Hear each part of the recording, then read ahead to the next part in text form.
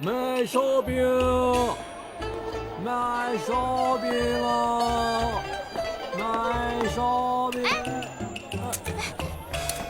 这位小哥，你买烧饼啊？不是，我想问一下，苏州客栈往哪走啊？苏州客栈我知道，前面就是穿过那条百花巷，前面就是苏州客栈。谢谢你啊。哎，小哥你别走，这银子你拿去吧。哇，我带你去，我带你去。你带我去啊？我带你去啊。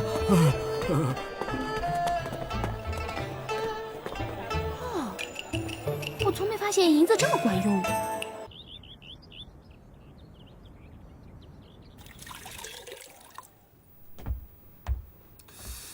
来，叔叔啊。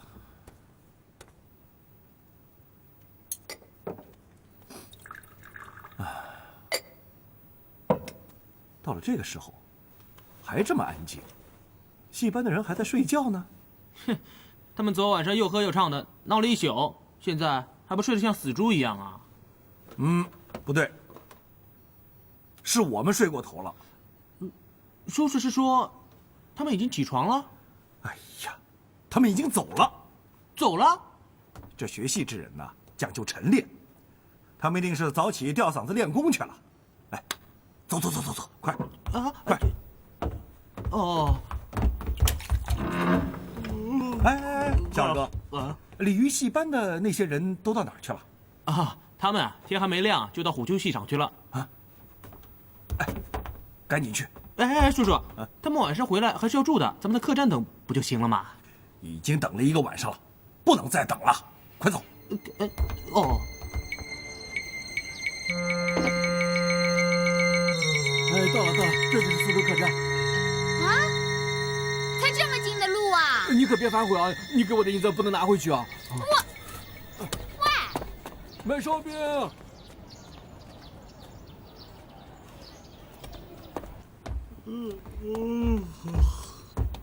哎，小哥，鲤鱼戏班的人是住这儿吗？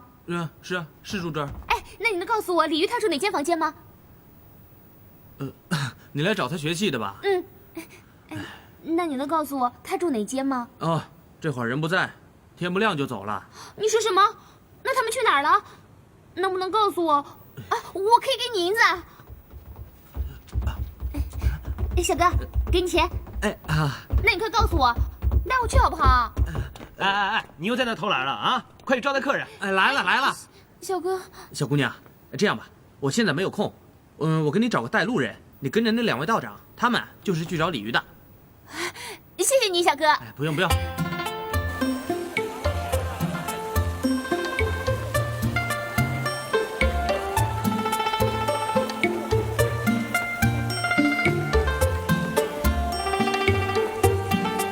叔叔，好像有人跟着我们。我们分开走，一会儿到虎丘集合。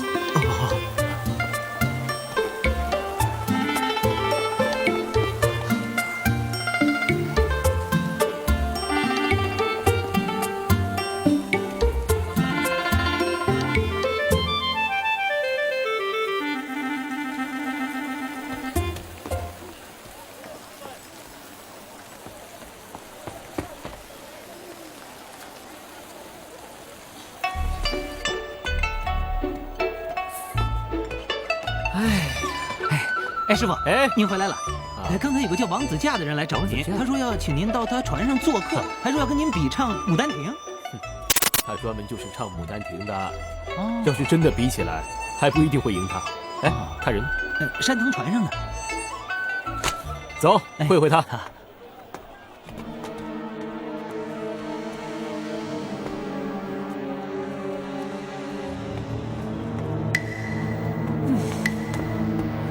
强，叔叔怎么样？鲤鱼往山塘那边走了，说是去会一个叫王子驾的人。王子驾？这个人我听说过。走，看看去。哦。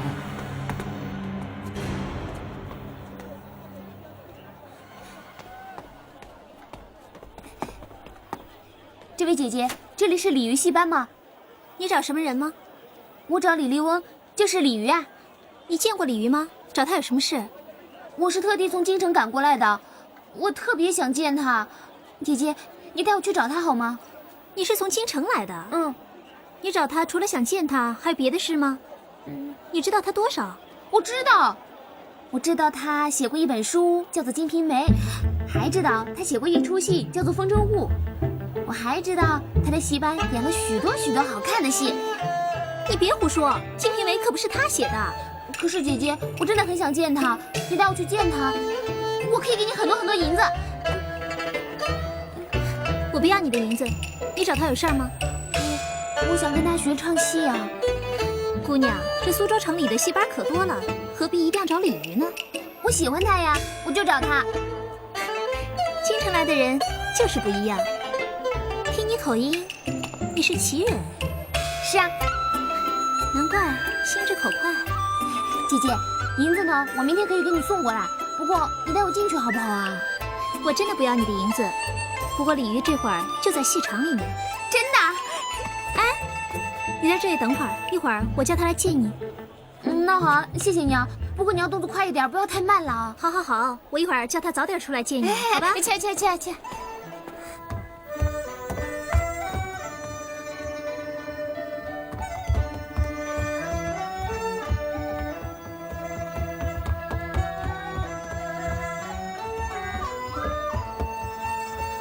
一早就有人看戏，那岂不是唱一天一夜了？我给你化妆吧。你这么好，肯给我化妆？闲话少说，事情紧急，我给你化一个张生的妆。为什么要给我化张生的妆啊？哎呀，我跟你说啊，现在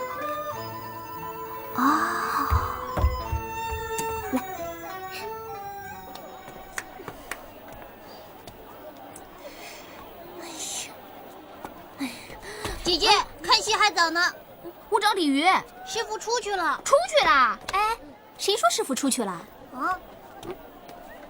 是这位姑娘找我。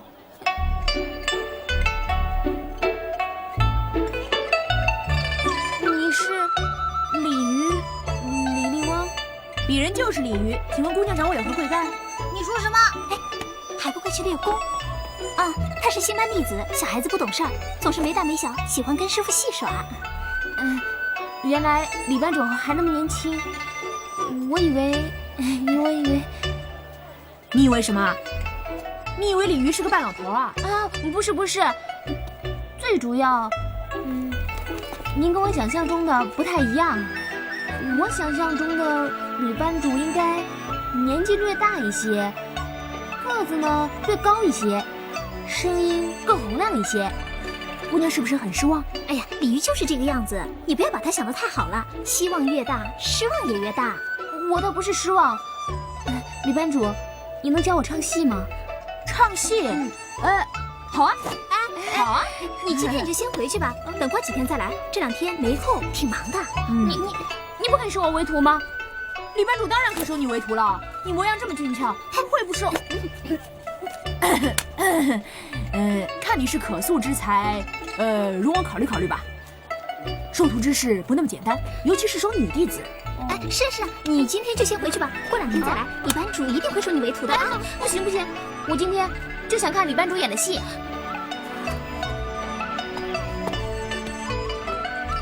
哦，力翁李班主光临敝处，王子驾不胜荣幸啊！哎呀，苏州命令王子驾，久仰啊！这船上简陋，请李班主将就着坐吧。哈，请。李班主请。啊，这苏州船上的戏台真是别有一番情趣啊！这虎丘山堂在卷哨大船上演戏，只剩王某一家了。这船顶是戏房，床尾备菜，观戏者坐沙飞、牛蛇等小船排列两旁。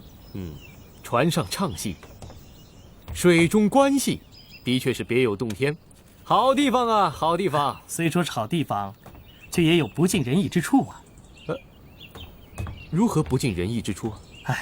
李班主有所不知啊，若是遇上大风大雨，或者说这戏演砸了，那就是抛砖掷瓦，搞不好会闹出人命事故来啊。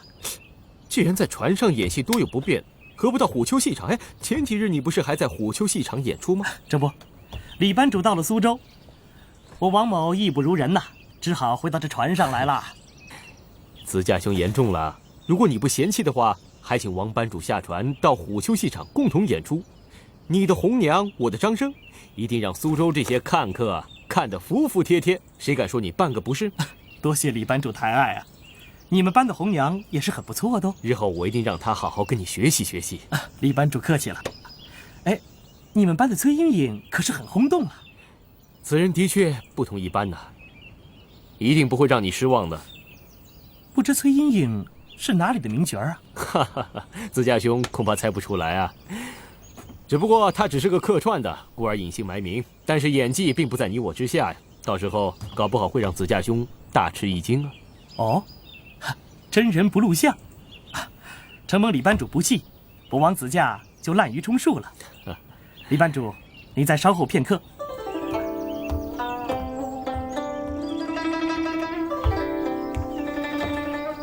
不瞒李班主，王子驾仰慕李班主已久，听说这次来到苏州，就想找个机会能与李班主同台共演。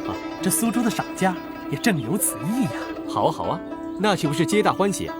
李煜初来乍到的，没想到姑苏城内卧虎藏龙啊！日后还请子驾兄多多关照啊！这50两银子是苏州的一个赏家为我们同台共演所送上的定金。哦，这戏演完了之后还有50两，一共是100两。100两银子？敢问这位豪客是哪里的贵人？莫非是……到时候李班主自然就会知道了。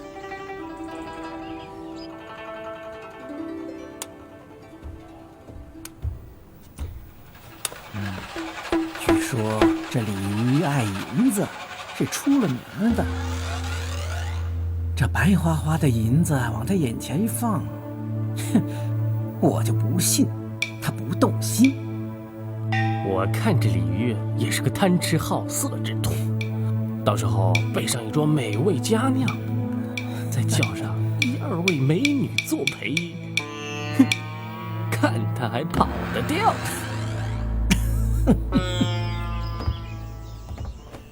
子驾兄啊，到时候你一定要给我引荐引荐，这位赏家的眼力啊，一定非同一般。这个自然。李班主啊，来，这50两定金啊，你可一定要收下。这怎么行啊？为了表示同台共演的诚意，50两定金定要收下。这还是不妥呀！既然是定金，就应该1人1半，1人25两啊！哎，这是50两，戏完之后还有50两，到时候王某留下就是了。嗨，子驾兄这个朋友真是可交啊！对了，还请子驾兄转告那位赏家，到时候李某一定专门拜访，而且为他府上送上几出好戏。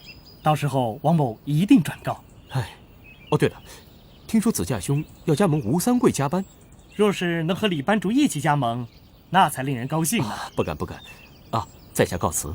请。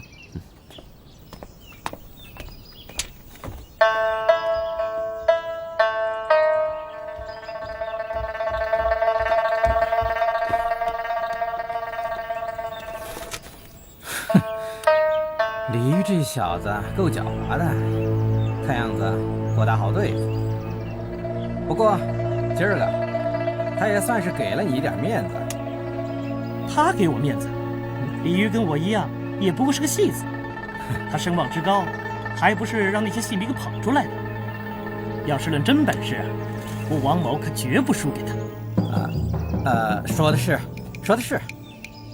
可是他今儿既然收了我的银子，就非得为我唱戏。长安兄，你不过是想听鲤鱼唱戏，刚才为何不当面说呢？反而要绕那么大的一个圈子。这个我自然是明白的，我只是在帮你。我是想让鲤鱼知道，你王子驾有多大的面子。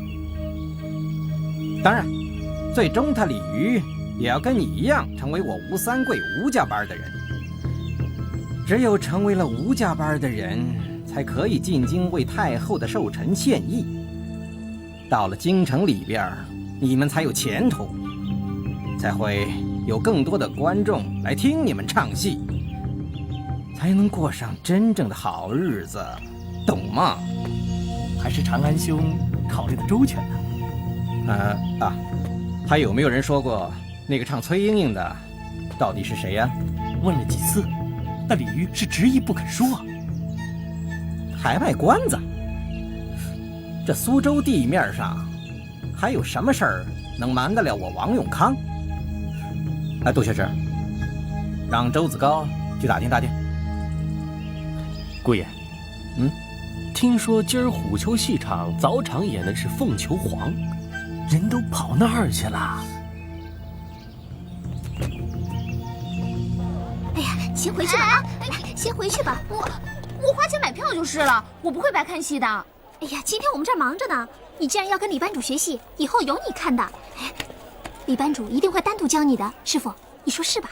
哎，对，姑娘先回吧，待我有空再单独教你。啊，真的吗？还有假？师傅说话向来是一言九鼎，难道还会骗你不成？今天你就先回去吧啊！不，我今天是不会走的。你还不走？你再不走，师傅就要回来了。你说谁啊？不，他是说大师兄就快回来了。大师兄可是个恶人，你呀先避避他啊！哼，什么恶人啊？我这个人呢，就是不怕恶人的。哎呀，大师兄真的回来了。要不我们到那边的茶坊先坐会儿，喝杯茶，我教你唱戏。对呀，先去喝茶，快去吧，走吧。哎，王姬。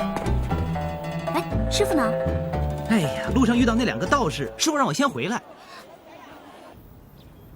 2位道长，到戏场里坐坐，喝个茶，听个戏。既然同住在苏州客栈，有什么话回去再说。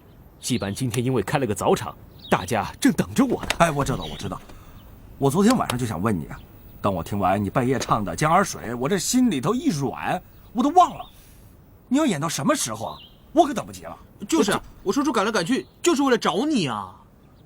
哎，好，吴经理，你赶快说吧。鲤鱼洗耳恭听。不过你长话短说啊。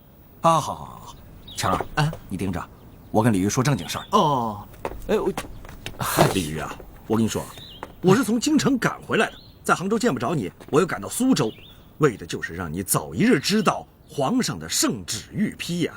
哎，这是上次吴经理不是提过了吗？哎呀，上回我没有拿到皇上的真迹啊，我怕你不服，所以呢，我就去了一趟京城，把这个真迹拿回来，让你心服口服。哎呀，是，你这个年纪舟车劳顿，奔波于京杭之间，实在太难为你了，吴经理。这乃是前朝旧事了，你为什么要这么固执，不依不饶的紧追不舍，揪住鲤鱼不放呢？哎呀，鲤鱼啊，你又如何懂得我一颗故国的心呢？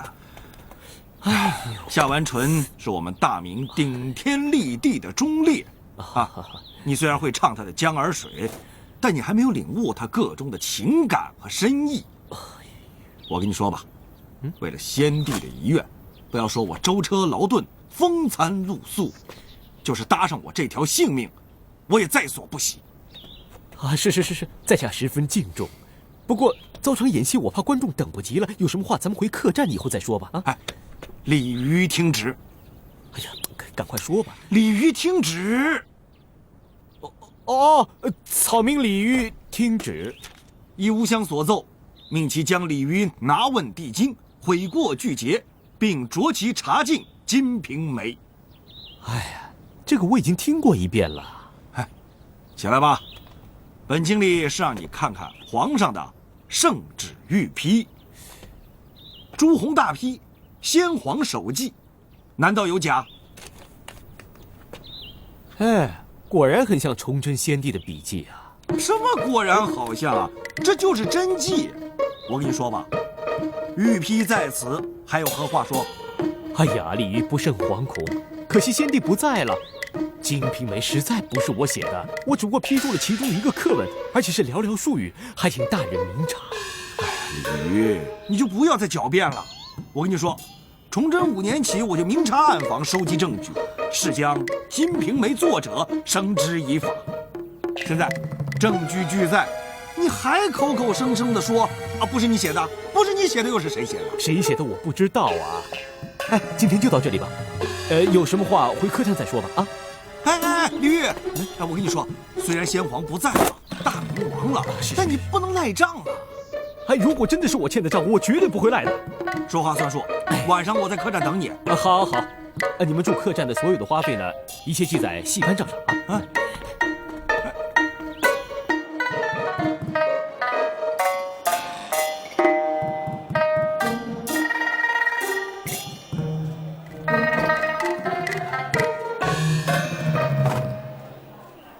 姑娘，听说你对李某有好感？我知道你写过《金瓶梅》，还看过风中雾的一出戏呢。你不会看过《金瓶梅》吧？他们不让看。他们是谁？不会是你家里人吧？就是家里人。你知道吗？那个洪承畴他恨死你了。洪承畴？这名字听起来好熟悉啊。就是嵩山之役投降满人的那个洪承畴。不过他现在可神气了，做了太子太师，内翰林国史院大学士。这么复杂呀？那算几品官呢？一品啊，当然是一品官呢。你刚才说他恨死我了，我和他无冤无仇的，他为什么要恨我啊？因为你写了《金瓶梅》，所以他说你有伤风化。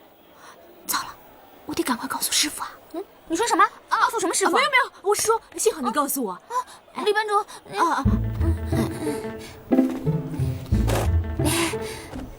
李班主，不用怕那个洪承畴，我就不怕他。不怕，我不会怕他。李班主，你看你什么时候有空可以教我唱戏？如果你肯收我为徒的话，我可以给你很多很多银子的。可以啊，那就20两吧。才20两银子，那么少？这样，我给你100两，明天我就让人给你送过来。不用，你住哪儿？我明天自己去拿。我暂时借住在别人家里面，就是知府旁边那个曹府。曹府，好，我记住了。明天你在寒山寺等我。我去哪？李班主，你说你现在可以带我去看戏了吗？可以啊，不过有个条件，一会儿啊有人问你，你千万别说话，就老老实实待着啊。李班主，你说什么我都会听你的。好，走。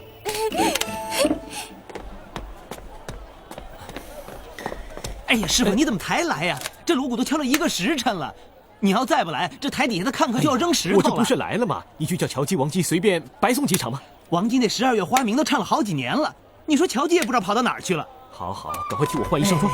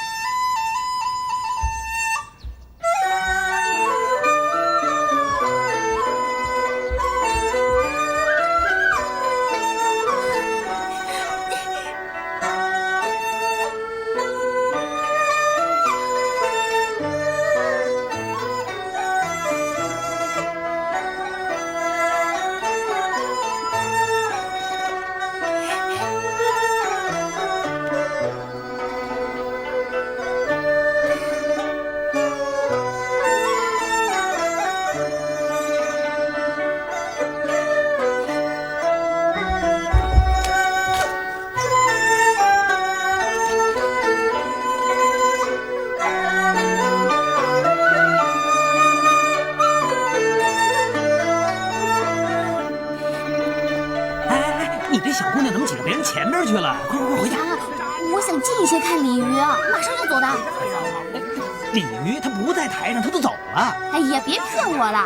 那他不是在台上吗？我要听他把这段唱完的。他是鲤鱼？难道他不是鲤鱼吗？哎呀，姑娘，我告诉你，他也不是鲤鱼。你说什么？他不是鲤鱼？哼，我不相信啊！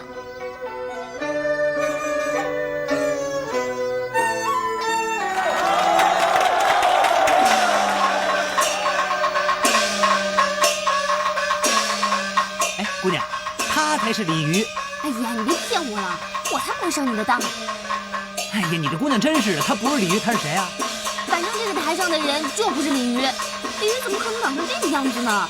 宽嘴巴、大鼻子、牛眼睛，有多难看有多难看啊！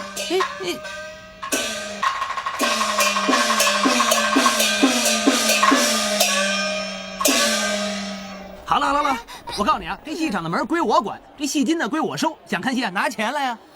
不就30文钱吗？我明天还给你就是了。明天我上哪儿找你去？我明天还来看戏的。你还来看白戏是吧？反正明天鲤鱼会来找我的，到时候呢，把钱给他就是了。咦，李三，哎，师傅，他在看白戏啊，他。哎呀，别说了，快进去吧。哼。啊。这位姑娘想看戏，是又怎么样？下面是正本风真物，姑娘请进吧。你管得着吗？我又没说要进去看。既然姑娘不想看戏，那就请回吧。你刚才说接下去演什么风筝物啊？是啊，姑娘最好拿定主意吧。啊，戏场要关门了。关什么门呐？我又没说要进去看。正本戏一开始戏场就关门，以免进出打扰了看戏，这是戏场的规矩。什么破规矩啊？不就是看戏吗？哎，姑娘既然不愿意进来，我就只好关门了。喂，你个丑八怪！我明日告诉鲤鱼，让他好好教训教训你。你认识鲤鱼？当然了，我不但认识他，我还什么呢？他当然，他还听我的，还怕我呢。看来小姐的身份不一般呐。那可不，你像刚才那个小丑，他吃了雄心豹子胆了，敢得罪我，哼，你信不信？我一句话，鲤鱼马上把你赶走。我信。不过还请姑娘在鲤鱼面前嘴下留情啊。哎，我今天心情不好，特别想找人吵架。哎，我跟你吵怎么样？李班主都怕姑娘，我可不敢跟姑娘吵啊。你胆子怎么那么小啊？那是当然了，我怕你去跟李班主那里告我，李班主会把我赶走。戏就要开始了，我去准备一下。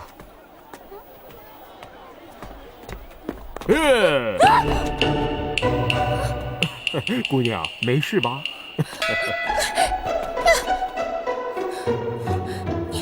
你敢吓我？你相不相信？我明天就告诉鲤鱼，明天就让你走人。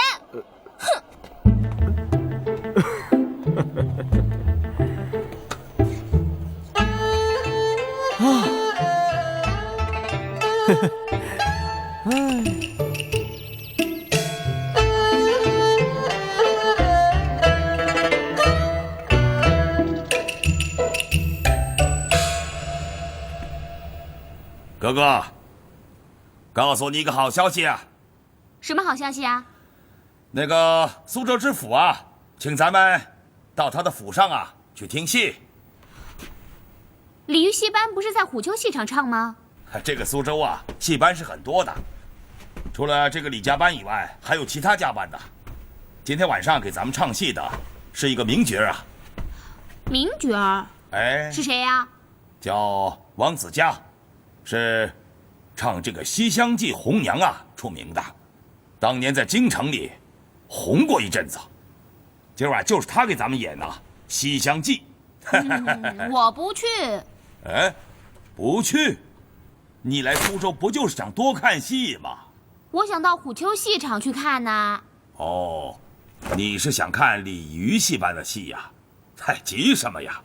他们在虎丘戏场要唱上几个月的，有你看的啊！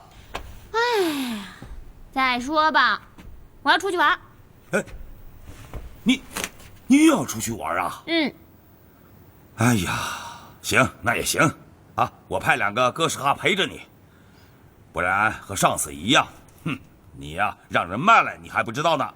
曹大人，不要取笑我，我那个时候是初来乍到，不认识路，现在我认识了，不用陪了。我到寒山寺去烧香，保佑保佑你老人家。你有那么好啊？嘿嘿，好了，去吧啊！哎，我叫人陪你去。我都说了，我认识路，不用人陪。哎，早去早回啊！晚上咱们还要听戏呢。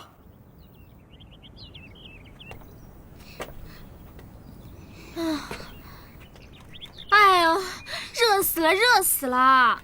哎，你说这姑娘这么野，我们何必这么大老远跑到这寒山寺跟她会面呢？我们还是别理她了。哎呦，你敢不理她吗？为什么不敢啊？我现在就走了。哎，那好，你要是不理她，那师傅可就要理她了啊！要是让师傅看见她那副小可爱样，那还不得把她留下来？哎呦，你跟李香君已经把我们挤到一边了，要是再来这么一个人，我看师傅啊，真的连正眼都不会看我们一眼了。所以呀，你才扮成师傅的样子去会会他，好让他对师傅断了这份心思。好，一会儿啊，你就对我亲热点啦。嘿嘿，你呀，一会儿一定要做出一副浪荡公子的架势，别忘了刚才是怎么练的。不吓死他，也要让他倒足胃口。叫他后悔不迭，对师傅啊断了念头。李班主，他来了啊！哎呀，别慌！李班主，姑娘，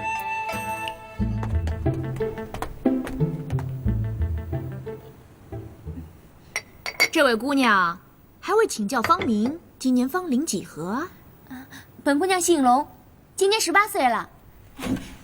李班主，我觉得你比我想象中要年轻得多，看你比我大不了几岁。不是这样吧？以后你就管我叫龙妹妹，我叫你李大哥，你看行吗？龙妹妹，李大哥，嘿，有意思，有意思。那就一言为定了。李大哥，我很想跟你学唱戏，你看你什么时候有空啊？哎呀，龙姑娘，这拜师学艺啊，哪有这么简单的啊？你呀，先付上拜师费，这还不够。想学艺啊，得先学会怎么伺候师傅，讨师傅的欢心。师傅叫你往东，你就不能往西；师傅说是白的呀，你就不能说成是红的。待有一天，师傅确信你有虔诚心，终于讨得了师傅的欢心，师傅才会正式收你为徒的。那我该怎么做才算是有虔诚心啊？龙妹妹，别听他胡说，来喝茶啊！哎呀，师傅，我怎么胡说啦？您不就是要我怎么伺候师傅您的吗？龙姑娘，我现在啊就来教你怎么伺候师傅，讨师傅的欢心。好啊，好啊，好，你教我，你教我。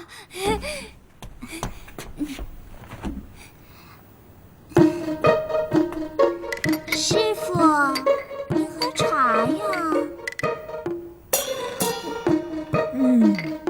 好茶，好茶。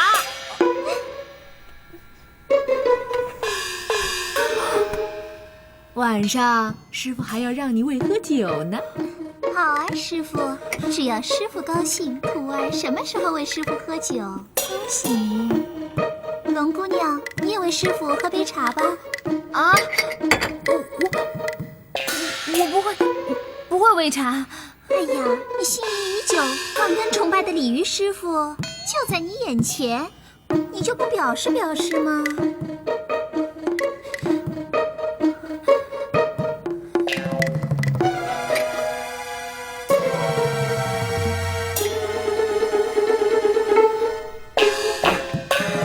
我鲤鱼是放浪不羁之人，一向无拘无束，漠视礼法，有道是食色性也。故此，在我鲤鱼眼里，男欢女爱、纵情声色，乃人之天性。也正是我鲤鱼本色。看龙妹妹的模样，一定是富贵人家的大小姐，可能看不惯我的做派，那就不要勉强，请你另找名师吧。啊，不，我喂的。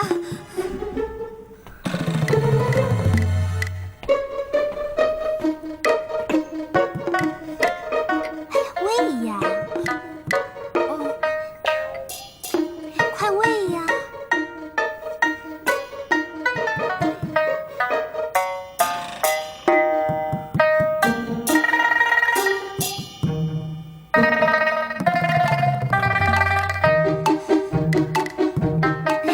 对了，慢慢喂。想要跟师傅学戏啊，这喂茶还算是小意思了。以后啊，还要在一个碗里喝酒呢。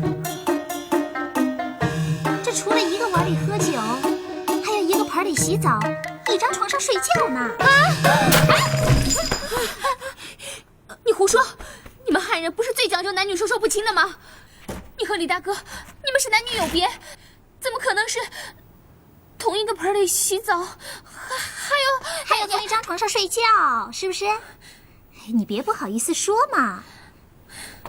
姑娘，你要是真的想跟我们家师傅学戏的话，就得这么做。你们真是这样吗？那当然啦，我和师傅在一起的时候啊，可亲密了。实话跟你说吧，我们师徒的关系可不一般呢。我不要听你说，我要听他说。我们，你说呀，你们真的是同一个碗里喝酒，同一个盆里洗澡，同一张床上睡觉吗？是啊，因为他想跟我学戏嘛。如果姑娘愿意的话，你身为戏班班主，你就是那个你就是西门庆。你在打骂师傅？你不想学戏了？还有你跟西门庆是同一路货色，是潘金莲。你敢再骂？我就骂你，全天下人都会骂你，我骂你还是轻的呢。我以后不会再跟你学戏了。像他这种人，让师傅再好好的教训教训他。哎呀，师傅算了，其实人家小姑娘说的也没错，那西门庆跟师傅一比啊，连师傅的一半都不如呢。你们算我瞎了眼！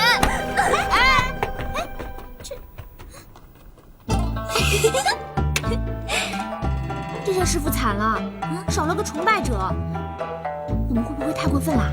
哎呀，谁叫他对师傅有非分之想呢？哎，这件事儿天知地知，只要你不说，我不说，师傅怎么会知道呢？格格，格格，格格，时候不早了，咱们该走了。你干什么？哎，苏州知府不是晚上请我们看戏吗？看戏啊，我不去。哎，你连戏都不想看了？我不想看了，我想回京城。哎，你来江南，不就是为了要多看戏，而且要多学戏吗？怎么现在是连一本戏都没有看，就想回京城了？这到底怎么回事？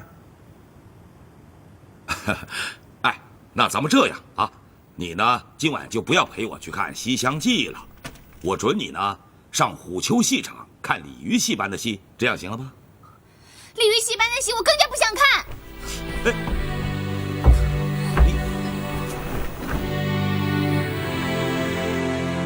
嘿，传统戏鲤鱼戏班的戏就要开演喽！有看戏的赶紧入场啊！有看戏的赶紧入场喽！要看戏的赶紧入场入场！多谢各位捧场，里面请。来，里边请，里边请，谢谢谢谢啊，谢谢谢谢，里边请，里边请。啊，谢谢谢谢啊！这么多人都是冲着你鲤鱼戏班来的。里边请，里边请，里边请。啊，谢谢谢谢谢谢，里边请。里边请，里边请，里边请。我看麻烦冲着我来的，我惹不起，我先进去吧。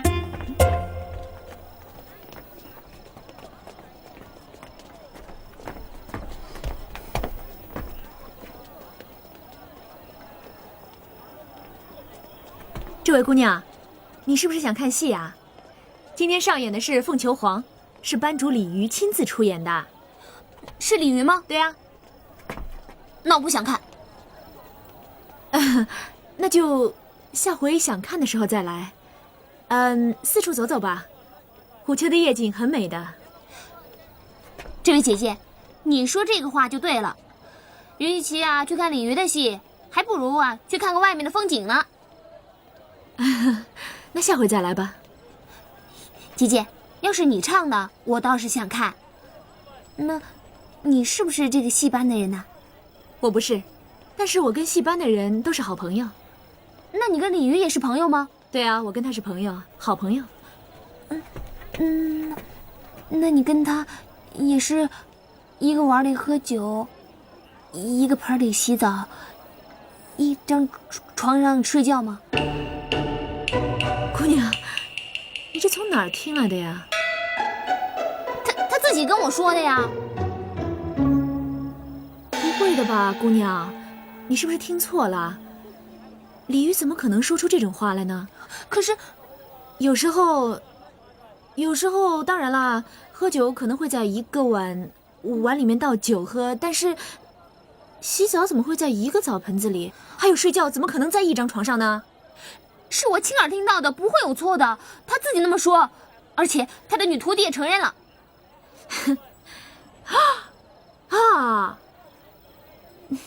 是唱戏时候说的话，是戏文里的话，不能当真的。哼，假的？那什么是真的啊？你们真真假假，戏里戏外到底是怎么一回事啊？难道你们生活中也是跟唱戏一样的吗？总之，我觉得鲤鱼是个很恶心的人。姑娘，你可能是误会他了。我是想误会他，那是我没有见到他之前。我不知道发生什么事情，但是有一句话你要听我的，鲤鱼不是你想象中的那种人。以前别人是诽谤他，说他不好，可是我都不相信。可是这一次呢，我真的亲眼看见，我亲耳听见，我怎么可能再不相信呢？你听我说，哎呀，好了，你不要再说了。我知道了，我永远都不可能再相信鲤鱼的。哼！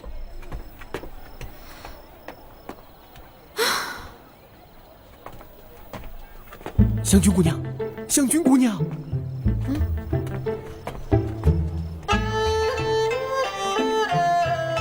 那人走了。哎，咱们戏班还没开场，我们到附近园林走一走好吗？